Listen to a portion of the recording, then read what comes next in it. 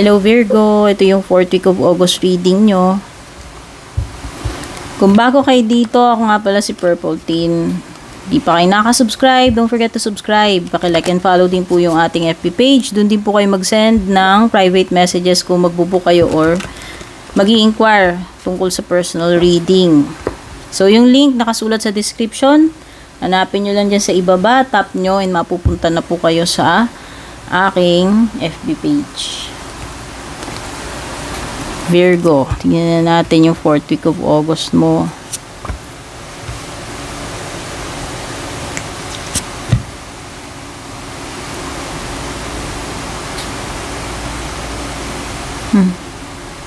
Huwag kang mag-alala, Virgo, kasi alam mo kung ano yung mga problema mo, ano man yan. Ayan, oh, mariresolbahan na daw with the ink pot.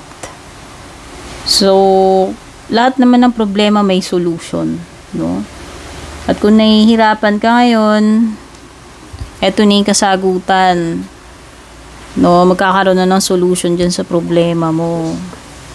Yun nga lang, pwedeng iba sa inyo dito, magiging sad pa rin kayo kasi meron ka kasi ditong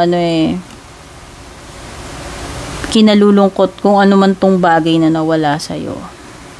No?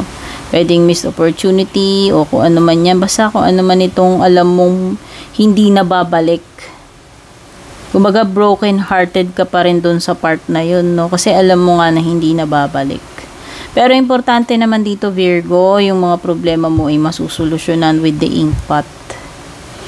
No? So siguro itong spear na to, masakit pa rin sa'yo pero eventually siguro matatanggap mo rin yan. No? Kumbaga proseso lang. Panahon lang yung kailangan, no? Hanggang matanggap mo. Meron ka ring club, someone will try to make you do something against your will. Ito na naman yung yung parang mapipilitan ka na mapapasubo ka kasi nga merong parang kung sino man tong tao na to na ipupush ka niya para gawin mo yung bagay na yun kahit na ayaw mong gawin yun. No? Mapoprovoke, ano ba tawag dito? Mapipilitan.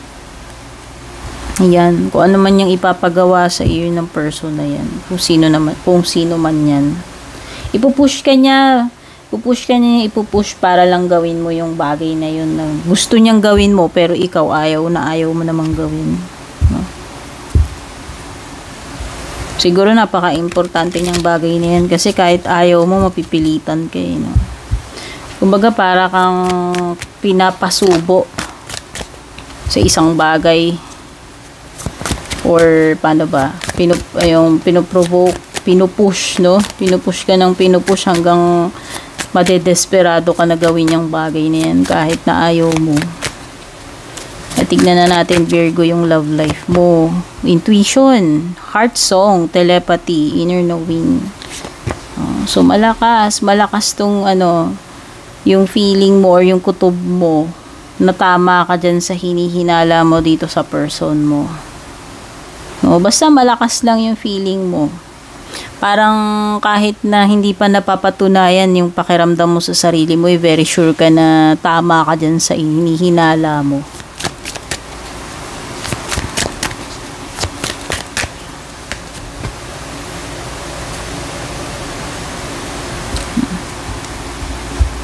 O yung iba dito, siguro sobra yung naranasan ninyong pain sa past relationship ninyo, kaya parang dala nyo yon, traumatic, no?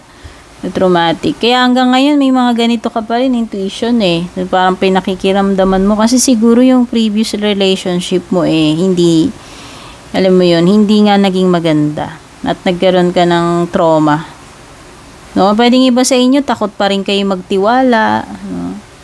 Ayan, cautious, masyado na kayong praning ngayon or paranoid or maingat. So kung ikaw ay single, yun yung reason kasi nga pwedeng na-trauma ka na, takot ka na magtiwala, kaya ngayon single ka na lang. Ayaw mo munang sumubok or magtiwala, ano. Pwedeng iba confused pa rin dito kasi ano in pain pa rin kayo. Ayan, iba dito. Nakakaramdam pa rin kayo ng pain dyan sa dyan sa past relationship ninyo kahit hindi na kayo. Pwedeng naguguluhan din yung isip ninyo kasi siguro hanggang ngayon hindi nyo pa rin ano ba tawag dito?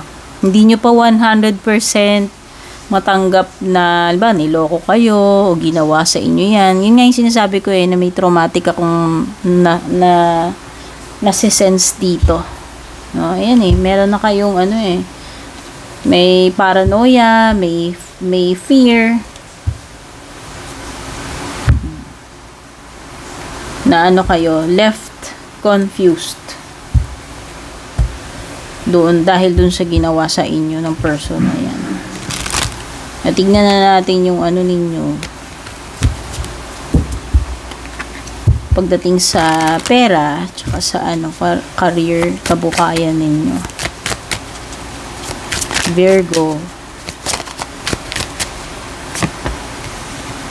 Entry level changes.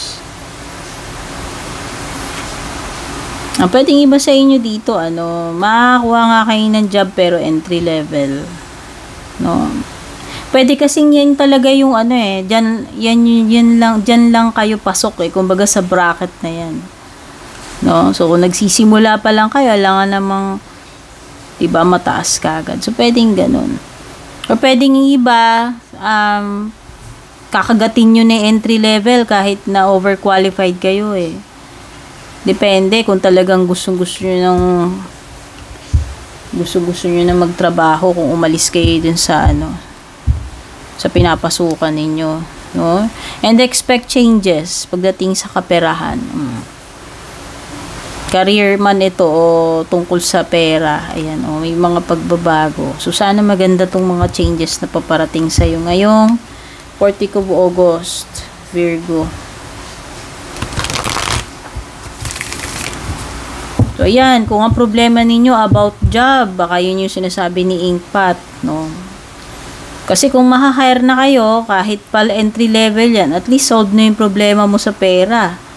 Saka mo na isipin kung talagang hindi ka masaya dyan, pwede ka namang lumipat uli ng ibang trabaho. O depende na lang sa'yo.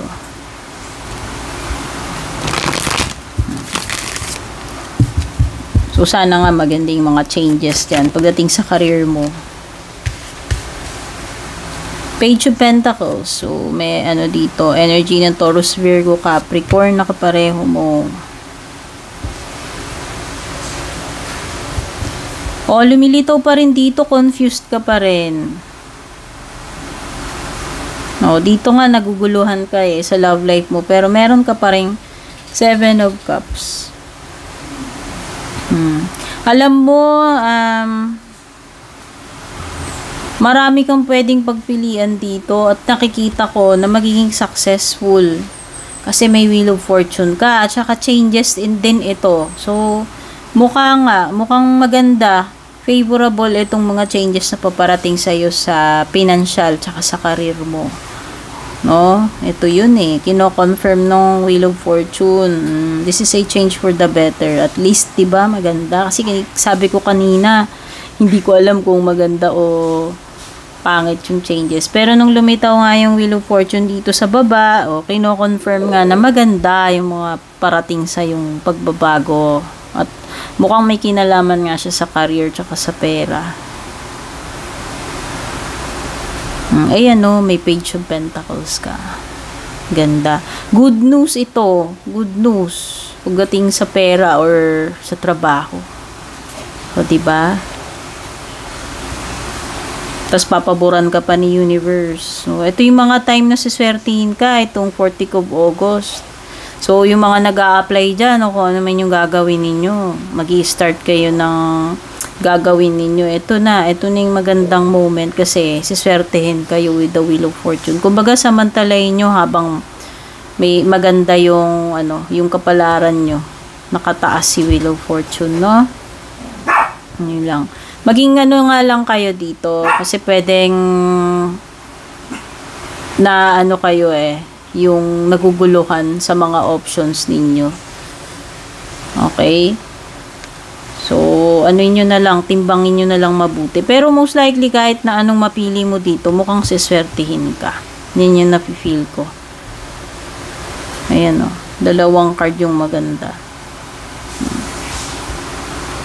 Kung sa career man to, yung pinag-iisipan mo, yung mga choices mo, sa relationship, hindi ko alam Pero, basta mabibigyan ka ng options dito. Nasa sayo na lang talaga kung ano yung pinaka-priority mo dyan, or ano yung pinaka makakapagpasaya sa'yo, or yung iisip mo na pinaka-kailangan mo. Yun na lang. Ano yung closing messages para sa'yo, Virgo?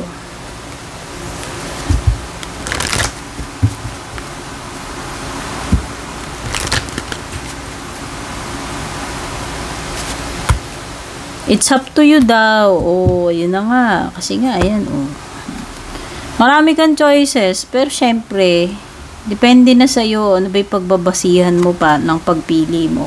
Gaya nga ng sinabi ko, ano ba yung pinaka-priority? Or ano ba yung pinaka magpapasaya sa'yo, yung pinaka-kailangan, depende na sa'yo yan Depende na kung ano ba yung gagawin mong basihan sa pagpili. Ayan it's up to you daw. Ikaw pa rin ang bahala. Ikaw pa rin ang masusunod. Diba? Sabi ko sa'yo, mga problema mo mareresolbahan. Meron ka pang peaceful resolution dito. So, confirmation na naman yan ng card na yun. Masusolve talaga to, yung mga conflict o ano mang problema yan. Okay, Virgo, ito yung mga energies mo dito sa 4th week of August reading mo. Don't forget to like and share. Don't forget to subscribe. Kung hindi pa nakaka-subscribe, take care and God bless.